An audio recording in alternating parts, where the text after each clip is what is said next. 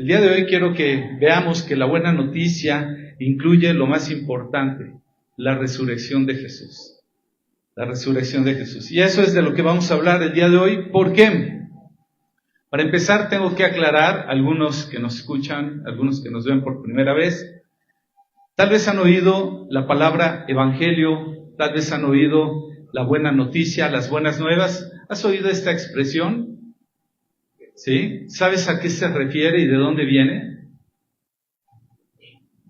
Bueno, espero que la mayoría lo sepa, y si no lo saben, esta expresión utilizada en el evangelio tiene que ver con una expresión que se usaba cuando dos ciudades estaban en guerra. Enviaban a un mensajero, le llamaban un evangelista, y ese mensajero lo que hacía era llevar una buena noticia. Cuando los dos pueblos que estaban en guerra se ponían de acuerdo y decidían hacer una tregua o hacer una paz o un alto a la guerra, enviaban a sus propias ciudades a un mensajero a decir: se acabó la guerra. ¿De acuerdo? Y entonces ese evangelista o ese mensajero llevaba una noticia, pero no era cualquier buena noticia. Siempre lo he dicho de esta manera. A lo mejor si hemos estado teniendo un clima un poquito sofocante de calor, y decir que hoy amaneció, hoy el clima va a estar fresco, pues dices, bueno, tal vez eso es una buena noticia, pero no es una noticia que va a cambiar el mundo o que va a cambiar el entorno. Simplemente es una buena noticia, ¿sí? Oye, hoy me fue bien en el trabajo. Bueno, eso es una buena noticia, pero no es cualquier noticia. Si llegas a tu casa, tu esposa llega y te recibe y te dice: te voy a decir algo, vas a ser papá. Eso es una buena noticia que cambia tu vida. Esa es la diferencia de cualquier buena noticia, que cuando hablamos de la buena noticia o del evangelio, hablamos de una noticia que va a cambiar el entorno. Y eso era lo que hacían los evangelistas. Daban una buena noticia de que se había acabado la guerra. Y este término empleado en las Escrituras es para que tú y yo entendamos que la buena noticia llegó a tu vida, llegó a mi vida, y que la guerra que tienes en contra de Dios, porque antes de conocer a Dios, dice la Escritura que somos enemigos de Dios. Estamos en contra de Dios, nos oponemos a Dios. Entonces, cuando hablamos de la buena noticia, es una noticia que tiene que cambiar tu vida. Y yo no sé si alguna vez alguien te ha dicho: te tengo una buena y una mala. Y te pregunta: ¿cuál prefieres primero? Por lo regular, ¿qué dicen ustedes? Primero la mala. ¿Por qué? Porque regularmente está esperando que después de toda mala noticia, la buena noticia te aminore el impacto de la mala, ¿cierto? Eso es lo que sucede normalmente. Y así fue lo que sucedió en el momento en el que nuestro Señor Jesús, el Salvador, pasó a lo largo de una semana como estas. Las malas noticias llegaron. Jesús siendo traicionado. ¿Sabes que un domingo conocido como un domingo de Ramos, la gente le gritaba: Hosana, Hosana, bendito al que viene en el nombre del Señor? Le daban un recibimiento de rey. Y una semana después, muchos de esos estaban gritando: crucifíquenle, crucifíquenle. Dirían por ahí, adoradores de un solo día. En el mejor de los casos, adoradores de una semana. Y entonces, traicionado, golpeado, crucificado, sepultado. El mensaje oficial era claro: Jesús estaba muerto. ¿Te puedes imaginar el impacto? Tú y yo lo vemos a través de una historia ya contada, pero imagínate en esa semana, esperanzado de un Salvador después de vivir en la opresión de un gobierno. Empiezas a ver que todo va de mal en peor, va cayendo, hasta que la noticia final es declarada: Jesús murió. Entonces eso es una mala noticia, pero, si puedes poner la siguiente, pero 3 días después, irrumpió la mejor de las noticias para la humanidad. Él no está aquí, ha resucitado. Eso es lo que declara el Evangelio de Mateo en el capítulo 28:6, cuando unas mujeres van en busca de Jesús, van a la tumba y se encuentran con que la tumba está vacía. Esto es lo que cambia a la humanidad. A partir de ese momento, este anuncio no solamente cambia la situación de una tumba, sino cambia la historia, le da un sentido eterno a la humanidad. Y eso es lo que está pasando. Y hoy nos recordamos un evento en el pasado, hoy lo que tenemos que celebrar es la verdad central que sostiene tu fe y mi fe. Y de eso vamos a hablar el día de hoy. ¿De acuerdo? Entonces, yo quiero que mientras te doy una introducción, quiero que vayas buscando en tu Biblia, en la primera carta, en el Nuevo Testamento, en la primera carta a los Corintios, una carta que Dios, inspirando a Pablo, el apóstol, en el capítulo 15 habla de este evento. Primera de Corintios, capítulo 15. ¿Y qué es en sí realmente el Evangelio o la buena noticia? Si yo te pregunto cómo resumirías el Evangelio o la buena noticia, probablemente dirías que Jesús, el Hijo de Dios, murió por tus pecados para salvarte. Regularmente eso es lo que la gente dice, y eso es verdad, pero no es toda la verdad. ¿Sí? Porque muchas veces presentamos un evangelio que apunta a la cruz, que apunta al sacrificio, al derramamiento de la sangre, que apunta al perdón de los pecados, pero no hablamos de una tumba vacía. Y si te fuera muy honesto, confieso que tal vez yo hubiera sido el socio fundador de aquellos evangélicos que predican las buenas noticias, pero que se les olvida la resurrección. Hasta que en un momento entendí que el mensaje completo incluye la resurrección y más aún, la promesa de que Él va a volver. Porque Jesús no resucitó para dejarnos aquí. Alguna vez he predicado un mensaje que le llamé, nosotros no somos novia de pueblo. Y esa es una expresión para los que son contemporáneos que tal vez no les haga sentido, pero en mi época esto se le decía a aquellos que de repente se quedaban esperando que fueran por ellos. ¿Sí? Vestidos, te dejaron vestido y alborotado. Y nosotros no somos novias de pueblo. ¿De acuerdo? Y si puedes poner la siguiente. Quiero que notes que los cristianos a veces perdemos la atención de lo que es la resurrección, y esto no es nada nuevo, Esto sucede desde este momento de lo que vamos a leer en 1 Corintios, uno de los primeros pasajes de la Biblia que hablan acerca de este evento, y nos muestra cómo en la iglesia de Corinto había olvidado la importancia de esta verdad.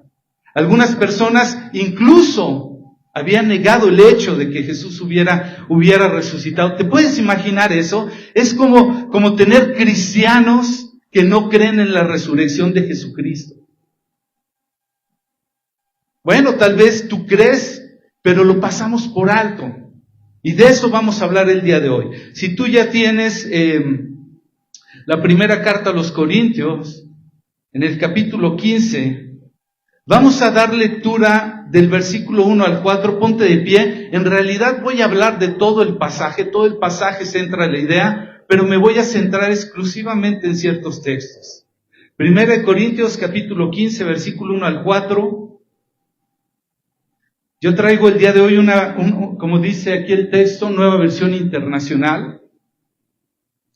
Y dice, ahora hermanos, quiero recordarles las buenas noticias que les prediqué, las mismas que recibieron y en las cuales se mantienen firmes. Mediante estas buenas noticias son salvos, si se aferran a la palabra que les prediqué. De otro modo, habrán creído en vano. Siguiente, por favor. Dice, porque ante todo les transmití a ustedes lo que yo mismo recibí, que Cristo murió por nuestros pecados según las Escrituras, que fue sepultado, que resucitó al tercer día según las Escrituras. Vamos a orar, por favor. Padre Celestial, te quiero dar gracias en esta mañana por la oportunidad que nos das de recordar un evento tan crucial, tan trascendental en la fe de cada uno de los que aquí estamos.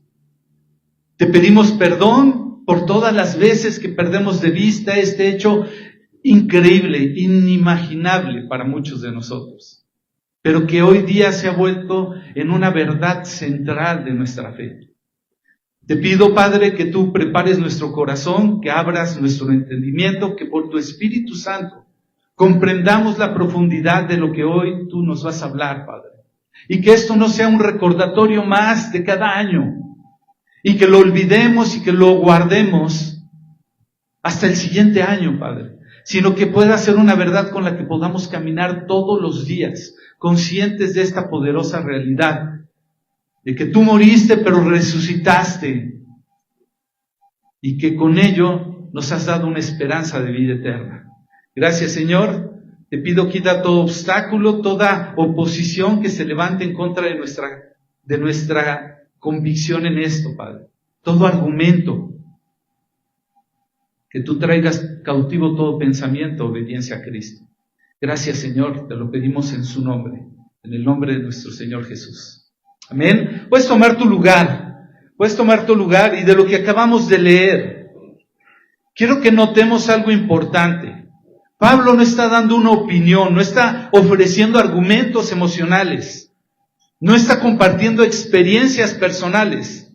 Él que dice aquí, versículo 1, ahora hermanos, quiero recordarles las buenas noticias que les prediqué. Y más adelante, él está diciendo las mismas que recibieron y en las cuales están firmes. Dice, yo les voy a transmitir. En el versículo 3 dice, porque ante todo les transmití a ustedes lo que yo mismo recibí. Pablo está hablando de lo que él recibió. Él recibió una verdad histórica, una verdad, un hecho innegable. ¿De acuerdo? Entonces la resurrección, quiero que sepas que no es algo que complementa al Evangelio, sino que es parte esencial de esa buena noticia. Porque lo vamos a ver más adelante, ¿sí? Sin resurrección no hay victoria, no hay justificación, no hay esperanza, no hay buena noticia. Así de fundamental es esto.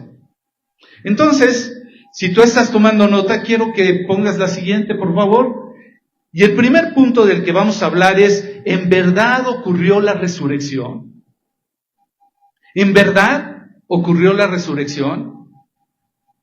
Sabes que Pablo conoce que esta pregunta estaba en el corazón de muchos. Así que él empieza a responderla con hechos,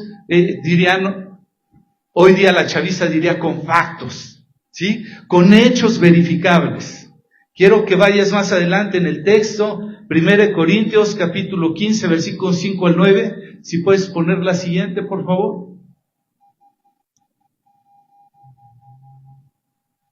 Y para responder esta pregunta, Pablo empieza a decir, versículo 5, dice que se le apareció a Cefas y luego a los 12. Después se apareció a más de 500 hermanos a la vez, la mayoría de los cuales vive todavía, aunque algunos han muerto. Luego se apareció a Santiago, más tarde a todos los apóstoles. Siguiente, por favor. Dice, y por último, como aún nacido fuera de tiempo, se me apareció también a mí. Admito que yo soy el más insignificante de los apóstoles y que ni siquiera merezco ser llamado apóstol, porque perseguía a la iglesia de Dios. ¿Te puedes dar cuenta? Si puedes poner la siguiente, por favor. Quiero que notes, Jesús se le apareció a Pedro. Aquí en el texto dice a Cefas. Se le aparece a los 12 discípulos, a más de 500 personas a la vez, a Jacobo o Santiago, como lo tiene esta versión, a todos los apóstoles y finalmente a Pablo mismo. Y es impresionante por varias razones, no pierdas de vista. Son muchos testigos, no es uno, no es dos, son cientos de testigos. Además son testigos vivos, dice el versículo 6, dice, la mayoría de los cuales vive todavía. Como te pongo ahí, es como si él dijera, si ustedes dudan, vayan y pregúntenles. Y les van a decir que eso realmente pasó. Además, son testigos que sufrieron. Las personas que está citando en este pasaje tenemos un Pedro que muere crucificado, tenemos a los apóstoles que además murieron, varios de ellos de una manera muy cruel, fueron perseguidos todo el tiempo. Pablo mismo fue golpeado, fue encarcelado, naufragó, murió básicamente por esta verdad. Y nadie muere por algo que sea una mentira, ¿estarás de acuerdo? Entonces, ¿puedes notar lo importante de esto? No es un hecho que fuera un mito, que fuera una idea, ¿sí? Cuando esto se está escribiendo, todavía había oportunidad de irle a preguntar a gente que lo había experimentado. Entonces Pablo mismo lo dice más adelante en el mismo capítulo 15, versículo 32. Si los muertos no resucitan, comamos y bebamos, y mañana moriremos. Entonces, date cuenta, en otras palabras, si esto no es verdad, entonces mi vida ha sido un desperdicio, ha sido absurda completamente, pero no lo fue. ¿Sí? No lo fue. Quiero que pienses por un momento, en esa época, en ese contexto, la idea de la resurrección era un hecho muy impopular culturalmente hablando. No era algo que todo mundo te iba a recibir. Por si fuera poco, las mujeres que van al sepulcro, que ven la noticia y que van y avisan a los demás, digamos que socialmente son desacreditadas. Sin embargo, ¿quién habría de incluir el testimonio de gente desacreditada? A menos de que no le importara con tal de creer que eso debía de ser conocido porque era una verdad. Entonces, si te das cuenta, no parece ninguna propaganda bien fabricada. Todo parece que no tiene ninguna validez, sin embargo, todo apunta a un hecho real. Jesús verdaderamente había resucitado. Entonces, piénsalo de esa manera. Entonces, la pregunta se está respondiendo. ¿La resurrección realmente ocurrió? Yo no sé cuál sea tu pensamiento al respecto de esto, pero a veces es increíble ver por ahí en redes un hombre que ha presentado cómo varias de las cosas en las que está basada la literatura, los escritos griegos y todo esto, muy pocas copias de esos escritos, muy pocos testimonios. Y de hechos como estos se han encontrado rollos y rollos, cantidad de copias, cantidad de historiadores hablando del hecho. Y aún así, la gente no lo creemos. Pero Pablo lo dijera de esta manera. En pocas palabras, ¿quién está dispuesto a morir por una mentira? ¿Tú dedicarías tu vida para defender una mentira? Si tú estás tomando nota, quiero que pongas atención en el siguiente, por favor. Gloria. El siguiente punto, ¿qué tan importante es la resurrección entonces? ¿Qué tan importante? Y si te das cuenta, Pablo no suaviza el mensaje. Él sabe lo importante que es. Versículos de 12 al 19, si puedes poner la siguiente, por favor. Dice 1 Corintios 15, 12, ahora bien, si se predica que Cristo ha sido levantado entre los muertos, ¿cómo dicen algunos de ustedes que no hay resurrección? Si no hay resurrección, entonces ni siquiera Cristo ha resucitado. Y si Cristo no ha resucitado, nuestra predicación no sirve para nada, como tampoco la fe de ustedes. Siguiente, por favor. Aún más, resultarían falsos testigos de Dios por haber testificado que Dios resucitó a Cristo, lo cual no habría sucedido si en verdad los muertos no resucitan. Porque si los muertos no resucitan, tampoco Cristo ha resucitado. Y si Cristo no ha resucitado, la fe de ustedes es ilusoria y todavía están en sus pecados. Siguiente, por favor. En este caso, también están perdidos los que murieron en Cristo. Si la esperanza que tenemos en Cristo fuera solo para esta vida, seríamos los más desdichados de todos los mortales. Y quiero que notes varias cosas, si puedes poner la siguiente, por favor. Básicamente piensa en esto. El cristianismo colapsa sin la resurrección. No tiene ninguna razón de ser. ¿Sí? Si Cristo no resucitó, dice Pablo, nuestra predicación es inútil. Nada tengo que hacer yo aquí con lo que te estoy hablando. Nuestra fe es falsa. Estamos perdiendo el tiempo. Seguimos en una condición de pecado que nos trae una condenación de acuerdo a la ley de Dios. Además, los que ya murieron en Cristo están perdidos, no tienen ninguna esperanza. Y todos somos dignos de toda lástima. Entonces, no es un detalle doctrinal, es la base de todo lo que creemos. Pero, la noticia ahí está, si puedes poner la siguiente. Como Cristo sí resucitó, entonces la cruz, el sacrificio de Jesús fue aceptado. Por lo tanto, el pecado fue vencido. La muerte fue derrotada. Y tú y yo tenemos una esperanza asegurada. Date cuenta cómo pueden cambiar las cosas. ¿Qué tan importante debe de ser la resurrección? Porque eso determina nuestra esperanza. Entonces no estaremos esperando en vano.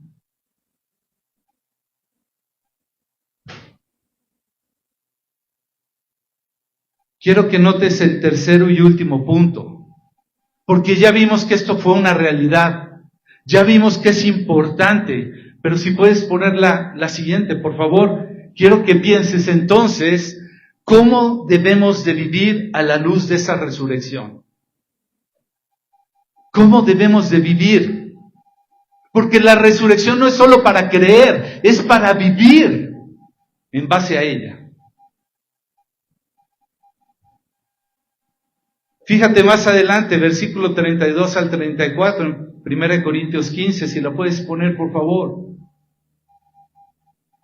Dice Pablo, ¿qué he ganado si solo por motivos humanos en Éfeso luché contra las fieras? Si los muertos no resucitan, comamos y bebamos, que mañana moriremos. No se dejen engañar. Las malas compañías corrompen las buenas costumbres. Siguiente, por favor. Dice, vuelvan a su sano juicio, como conviene, y dejen de pecar. En efecto, hay algunos de ustedes que no tienen conocimiento de Dios. Para vergüenza de ustedes lo digo. ¿Te das cuenta? Si puedes poner la siguiente. Si no hay resurrección, entonces vive como quieras, júntate con quien quieras, no te detengas, vive sin límite, disfruta. Lo que tú crees que te hace feliz, lo que tú crees que te llena, nada importa. No va a haber consecuencia, no va a haber ningún sufrimiento posterior. ¿Cómo vivir si no hay resurrección? Como te dé la gana. Ahora sí que el como Dios manda no aplica. Pero como si hay resurrección, entonces, si puedes poner la siguiente, por favor, tienes que vivir en santidad. ¿Qué es vivir en santidad? Lo vimos en esta mañana en el tiempo de estudios. Te quiero invitar, de 11 a 12 estamos estudiando la palabra de Dios. Vivir en santidad no es vivir perfecto, es apartarte con el que es perfecto, seguirlo, servirlo, agradarle. Entonces, vivir en santidad es vivir acorde a como Dios lo diseñó, apartado de cómo te has conducido sin Dios. ¿Qué tenemos que hacer? Elegir bien nuestras compañías. Compañías que nos acerquen a Dios, no que nos aparten de Dios. En pocas palabras, buscamos agradar a Dios en todo. Esa es la manera como hay que vivir la resurrección. Pablo concluye con una de las declaraciones más esperanzadoras en la Biblia. Quiero que pongas la siguiente, por favor. Versículos 56 al 58. Dice, el aguijón de la muerte es el pecado y el poder del pecado es la ley. Pero gracias a Dios que nos da la victoria por medio de nuestro Señor Jesucristo. Hay una condición que te va a querer atar, pero Dios te ha dado la victoria por medio de Jesucristo. Entonces dice el versículo 58, por lo tanto, mis queridos hermanos, manténganse firmes e inconmovibles, progresando siempre en la obra del Señor, conscientes de que su trabajo en el Señor no es en vano. Entonces, ¿cómo vivimos la resurrección? Sabiendo que ninguna oración que tú hagas es en vano, sabiendo que ningún acto de misericordia, ningún acto de amor es en vano, sabiendo que ningún esfuerzo que tú hagas es en vano, ningún padecimiento injusto que tú estés enfrentando es en vano, no se va a perder. ¿Por qué? Porque la resurrección es real. Todo tiene sentido. Entonces, quiero terminar con lo siguiente. Quiero que pienses. Porque la resurrección de Jesús es nuestra esperanza presente sobre un hecho futuro. Es nuestra fuerza, pero además es lo que nos ayuda a seguir adelante. En un mundo que está herido por el pecado, un mundo que no le conoce, necesita conocer que Jesús ya venció, que la muerte ya fue derrotada y que tu final está asegurado. Tienes que darlo a conocer. De eso se trata, no nada más de recordar un hecho. Se trata de vivir ese hecho y vivir a la luz de ese hecho. Quiero que por un momento te hagas dos preguntas antes de salir de este lugar. La primera es, ¿crees que verdaderamente Jesús resucitó? ¿Crees que Jesús resucitó? La segunda es, ¿estás viviendo como alguien que sabe que Jesús resucitó? ¿O solamente como alguien que conoce ese momento histórico en la humanidad? Si puedes poner la siguiente, por favor. Porque si Cristo vive, porque si Cristo resucitó, entonces vale la pena seguirlo. La pregunta para ti es, ¿qué estás haciendo para seguirlo? ¿Viniendo el domingo a sentarte aquí 2 horas, hora y media? ¿Qué estás haciendo para seguirlo? ¿Qué estás haciendo para estar cerca de Jesús? Vale la pena servirlo. Y la pregunta es, ¿cómo lo estás sirviendo? ¿Qué estás haciendo para servirle? La última, vale la pena permanecer firmes con Él. ¿Cómo te estás manteniendo firme? Dice el versículo 58, manténganse firmes e inconmovibles. De pronto llega alguien que no conoce a Jesús y empieza a llenarte de otras ideas. Entonces te empiezas a mover de tu fe y no te mantienes firme y empiezas a tambalear. Porque en vez de llenarte de Jesús, te estás llenando de lo que dicen otros y de lo que piensan otros. Elige bien tus compañías. Busca agradar a Dios. Vive en santidad.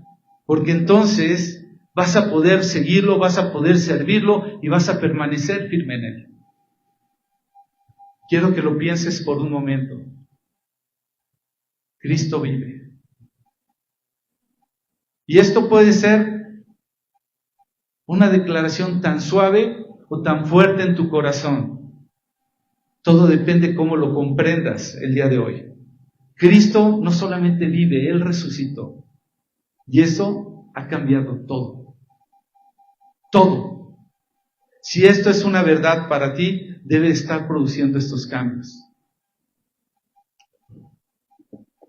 Quiero pedirle a mis hermanos de la alabanza si pueden pasar a dirigirnos en un canto mientras tú y yo podemos orar y podemos pedirle al Señor: Señor, yo quiero vivir una vida como alguien consciente todo el tiempo de que tú vives, de que tú resucitaste y de que tú volverás.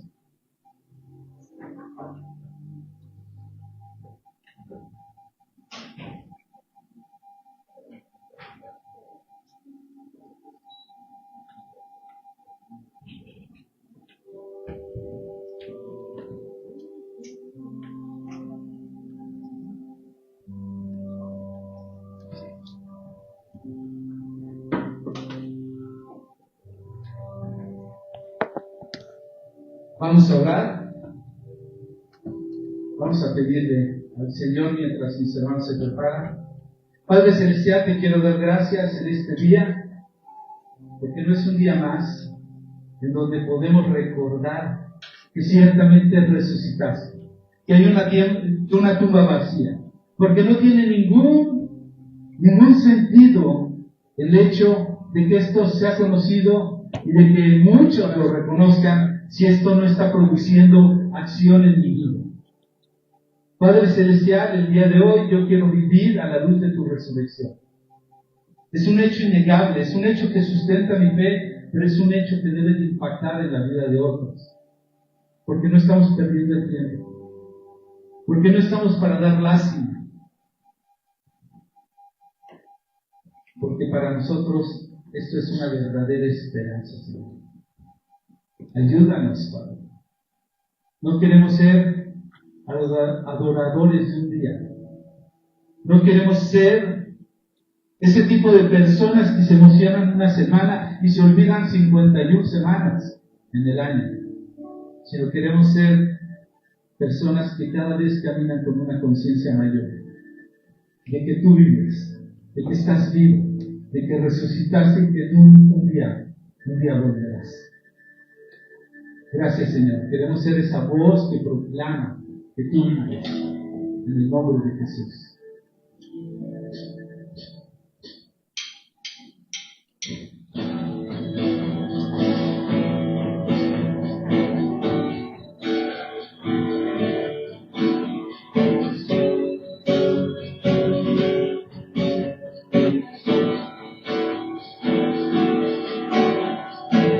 No volveré atrás, mi vida quiero dar, solo para el Señor, aquel que me salvó. No quiero despreciar mi tiempo en vanidad, no quiero volver atrás, no quiero el tiempo invertiré en cosas que traerán gloria en la eternidad, coronas al Señor. No voy a despreciar su gracia y su amor. No quiero volver atrás, no quiero. Mi corazón quiere agradarte, mi Dios, quiere obedecerte para brillar, sí, más en este mundo. Mi corazón quiere estar cerca tuyo, quiere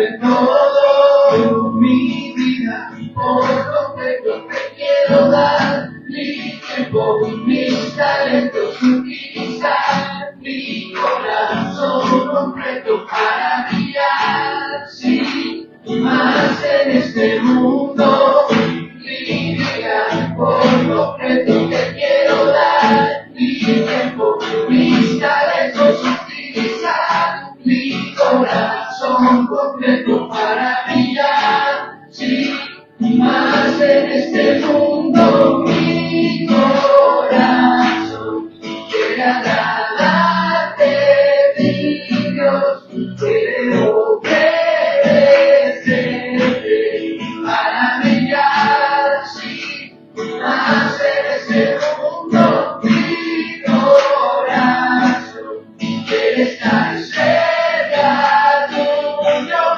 quiere glorificarme para brillar más y agradarte todo.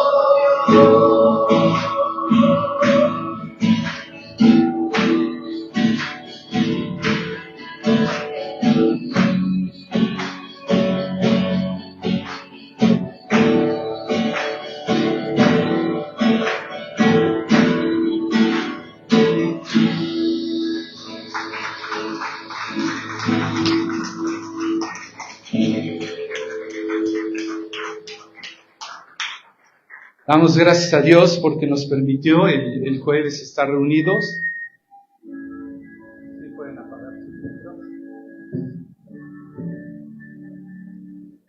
Nos permitió estar recordando que el Señor Jesús,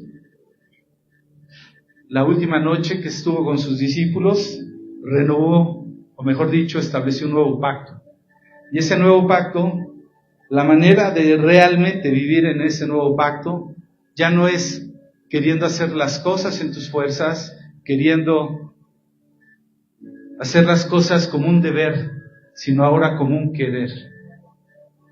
Que ahora la motivación es, como diría Pablo en Gálatas capítulo 2, versículo 20, que ahora lo que hace, lo hace en la fe por aquel que murió y se entregó por él. Que lo que te mueva a vivir una vida que transforme tu alrededor hasta que Él venga, sea la fe de aquel que murió por el amor que te tuvo y que un día volverá. Que esta resurrección realmente, que sucedió en algún momento, sea un hecho que se manifieste diario en la manera en cómo vives.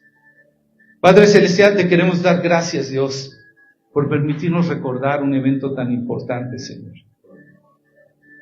El centro de nuestra fe radica en que te levantaste de los muertos y un día, aunque este cuerpo se vuelva polvo, un día nos levantarás y podemos estar habitando en una eternidad contigo, Señor. Gracias, Padre, por ese mérito. Nos quedamos expectantes hasta que tú dispongas el tiempo, Señor. Pero mientras esto sucede, permítenos estar haciendo tu voluntad y terminando tu obra. Gracias, Señor. El Espíritu y la esposa dicen, ven. Sí, Señor, ven, Señor Jesús. Gracias, Padre. Aquí está una iglesia. Te pedimos por cada lugar donde tu nombre es proclamado, es exaltado, Señor. Para que esto no sea solamente un memorial, sino sea un recordatorio que se manifieste en acción en cada uno de los que esperan en esta promesa. En el nombre del Señor Jesús, nuestro Señor. Iglesia, Dios te bendiga. Recuerda, el mensaje está en YouTube, está en Facebook, está en Spotify, para que lo puedas recordar. Que Dios te bendiga. Nos vemos la próxima semana.